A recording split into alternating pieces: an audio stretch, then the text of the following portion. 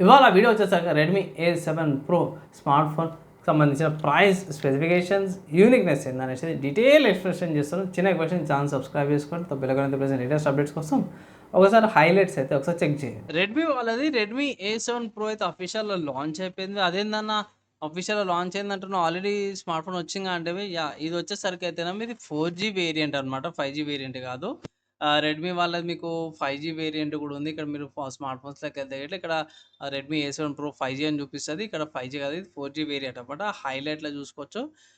ఇక్కడ మెయిన్ ఏందంటే మాత్రమే పెద్ద బ్యాటరీ వస్తుంది. 6000 మిల్లీ బ్యాటరీ, 15 వాట్స్ క్విక్ ఛార్జింగ్‌తో పాటు కూడా వస్తుంది. 120 refresh rate, 6.5 inch display, hyper ఓఎస్‌తో పాటు వస్తుంది. ఆండ్రాయిడ్ 16 ఆక్టా కోర్ ప్రాసెసర్‌తో పాటు కూడా వస్తుంది. 13 మెగాపిక్సెల్ ఏ కెమెరాతో పాటు కూడా వస్తుంది.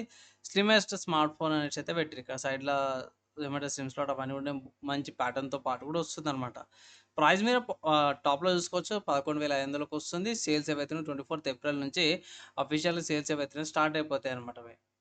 ఎక్కడ పర్చేస్ చేసుకోవచ్చని అంటే మాత్రమే ఇక్కడ ఫస్ట్ వీళ్ళ ప్రైస్ చూసుకుంటే మాత్రం రెడ్మీ వాళ్ళ అఫీషియల్ వెబ్‌సైట్‌లో చూసుకుంటే 11,500కి వస్తుంది. Base variant 4 GB RAM, 64 GB variant.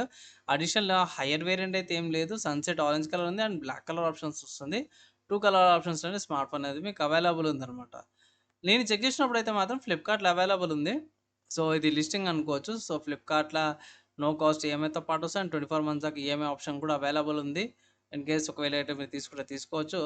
And నా ఒపీనియన్‌లో ఈ స్మార్ట్ ఫోన్ ఒకసారి ఆఫ్‌లైన్‌లో ట్రై చేయండి అంటాను.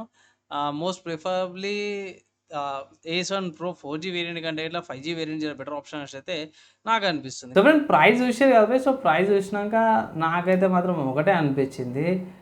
ఇలాంటి స్మార్ట్ ఫోన్స్ పర్చేస్ చేసుకోవడం కంటే స్కిప్ చేయడం అవసరము లేదు. తీసుకోవాలంటే రెడ్మీ నుంచి కావాలన్నా జర బాగుంటుంది, నాకు రెడ్మీ స్మార్ట్ ఫోన్ నచ్చితాయి అంటే ఇట్లా, లేకపోతే రెడ్మీ బ్రాండ్ ఫ్యాన్స్ ఉంటాయి ఇట్లా, మీరు ఆఫ్లైన్లో ట్రై చేయాలి. ఆఫ్లైన్ స్టోర్స్ ఉంటాయి కదా, సో అక్కడ మీకు తక్కువకి వస్తాయి ఇట్లా 10,000 లోపల కానీ అట్లా బార్గెన్ చేసుకుంటే ఇట్లా అక్కడ తక్కువకి వస్తాయి ఇట్లా తీసుకోమని ఒక సలహా అయితే ఇస్తాను. కమింగ్ స్పెసిఫికేషన్స్‌కి వచ్చేసరికి అయితేనేమో ఇక్కడ యూనిఎస్ఎస్ వాళ్ళ T7250 ప్రాసెసర్ అయితే వస్తుందన్నమాట.